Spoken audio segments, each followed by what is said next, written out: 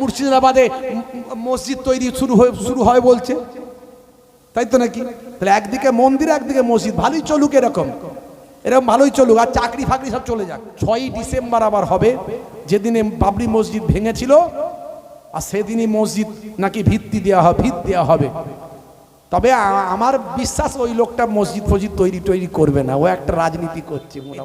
ধর্ম করে যেন মানুষ সব শেষ হয়ে যাবে, বুঝতে পারছো? শেষ হয়ে যাবে। এদিকে মন্দির ওদিকে মসজিদ, এদিকে মন্দির ওদিকে মসজিদ, একটার পর একটা রাজ্যে মন্দির তৈরি হচ্ছে। আমাদের রাজ্য সরকার একটার পর একটা মন্দির তৈরি করছেন। কার টাকায় করছেন? জনগণের টাকায়।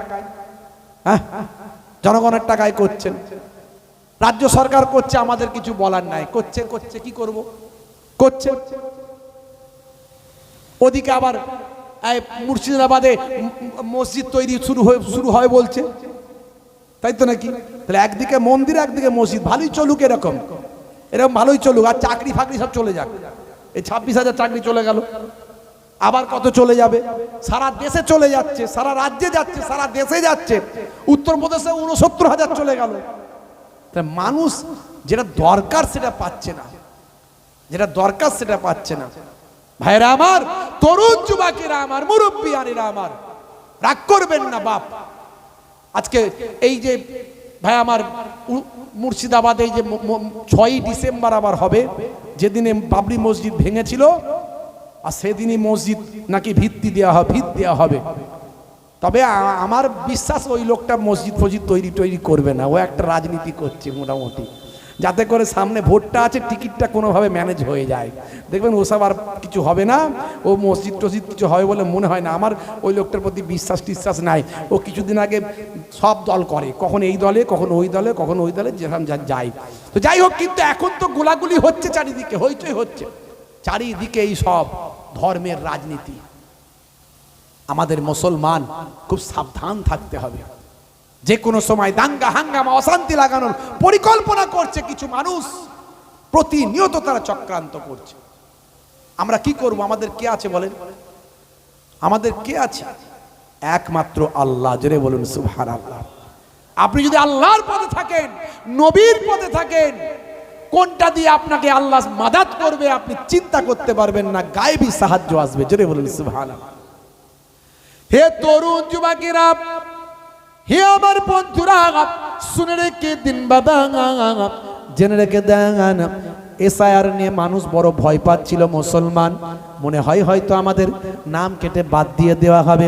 হে তরুণ যুবকেরা, আজও আমরা ভারতবর্ষের সংবিধানকে স্যালুট করি, আজও আমরা ভারতবর্ষের ভায়া মাঙার ওই আমাদের সুপ্রিম কোর্টকে স্যালুট করি।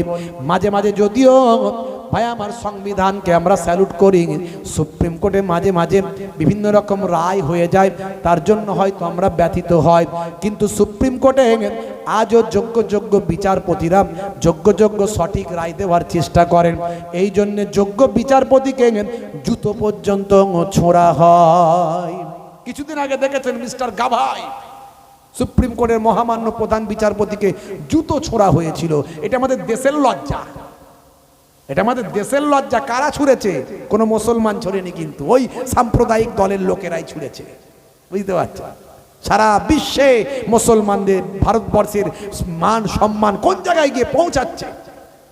আজকে এরা এতটাই অন্ধ হয়ে গেছে ধর্ম করে, অথচ কাজ কিছু হবে না। আমাদেরকে জালেমেরা ভেঙে টুকরো করে দিয়েছে, টুকরো করে দিয়েছে আমাদেরকে। একটা পাড়ায় মুসলমানদের 10টা করে দল। আমাদের ভোটটা যাতে ভাগ হয় তারা বারবার চেষ্টা করছে। ভোট ভাগ হলেই তাদের কাজ। আমি কোন পার্টির পলিটিক্সের প্রচার করি না, করব না, করতে আসিনি, কিন্তু এমন কাজ করবেন না যে কাজ করলে মুসলমানদের ক্ষতি হবে, এমন কাজ মুসলমান করবেন না সামান্য স্বার্থ সিদ্ধির জন্য। অপেক্ষা করুন, ওয়েট অ্যান্ড সি। অপেক্ষা করুন, দেখতে থাকুন। সময় আসবে, একটা সময়, যে সময় আপনার আর কোনো দুঃখ কষ্ট থাকবে না, সেটা সময় লাগবে। আপনি বলবেন এও খারাপ, হ্যাঁ খারাপ, আমি কাউকে ভালো বলছি না, ভুল ভ্রান্তি তো থাকবেই সবাই, কিন্তু কে সবচেয়ে বেশি খারাপ সেটাকে আপনাকে দেখে কাজ করতে হবে, না হলে বুদ্ধি খারাপ হয়ে যাবে, নষ্ট হয়ে যাবে, বিপদ চলে আসবে।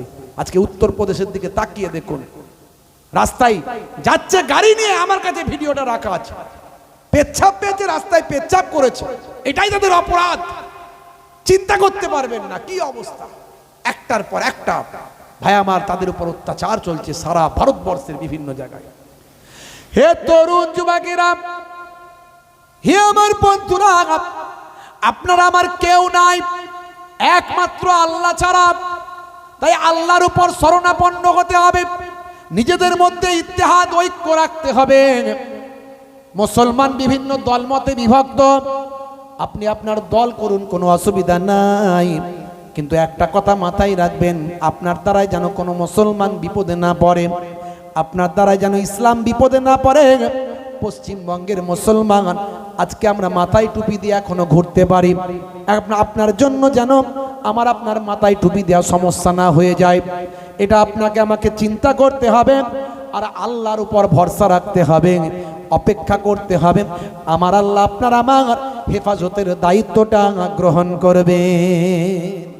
হে তরুণ যুবকেরা, হে আমার বন্ধুরা, শুনে রেখে দিন বাবা, সাহাবায়ে কেরামেরা কিভাবে তাদের ঈমানকে মজবুত করেছিলেন বাবা। বন্ধুরা আমার, ইসলাম শান্তির কথা বলে, ইসলাম সহিষ্ণুতার কথা বলে, ইসলাম ভ্রাতৃত্বের কথা বলে, ইসলাম মানবিকতার কথা বলে। আমার পূর্বে নাদবী সাহেব দীর্ঘ সময় ধরে ইসলামের বিভিন্ন দিক নিয়ে আলোচনা করেছেন বাবা। হে তরুণ যুবকেরা, 1450 বছর ধরে সারা পৃথিবীর বুকে ইসলাম বিভিন্নভাবে ছড়িয়ে পড়েছে। ইসলাম ছিল বাবা আদম আলাইহিস সালাতু ওয়াস সালাম থেকে, ইসলাম এসেছে বাবা আদম আলাইহিস সালাতু ওয়াস সালাম থেকে।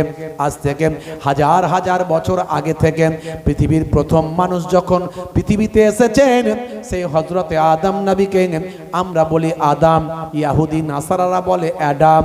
হে তরুণ যুবকেরা, আমরা বলি মুসা, তারা বলে মোজেস, আমরা বলি ঈসা, তারা বলে যিশু, আমরা বলি ইব্রাহিম, তারা বলে আব্রাহাম, আমরা বলি দাউদ, তারা বলে ডেভিড, আমরা বলি সুলাইমান, তারা বলে সুলেমান, আমরা বলি মারিয়াম, তারা বলে মেরি। হে তরুণ যুবকেরা, ব্যক্তিগুলো এক, খালি নামগুলো আলাদা, স্থানকাল পাত্রের জন্য হয়েছে, স্থানকাল পাত্র বিশেষে নামগুলো পরিবর্তন হয়েছে। হযরতে আদম নবী থেকে ইসলাম এসেছে, কিন্তু পরবর্তীকালে মানুষ অন্যায় পথে ধাবিত হয়েছে। আমার নবীর সময় ইসলাম কমে গিয়েছিল, মানুষ মুসলমানের সংখ্যা কমে গিয়েছিল। আমার নবী আবার এসে ইসলামকে পরিপূর্ণতা দান করেছে। কোরআন মাজিদ আল্লাহ রাব্বুল আলামিন তাই লিপিবদ্ধ করে দিয়েছে।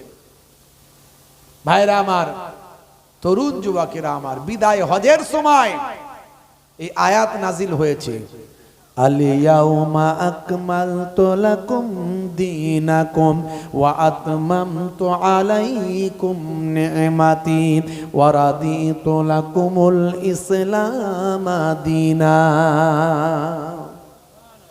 হে তরুণ যুবকেরা, হে আমার বন্ধুরা, হে আমার মুরব্বিয়ানেরা, শুনে রেখে দিন বাবা, সেই ইসলাম পরিপূর্ণতা লাভ করেছে।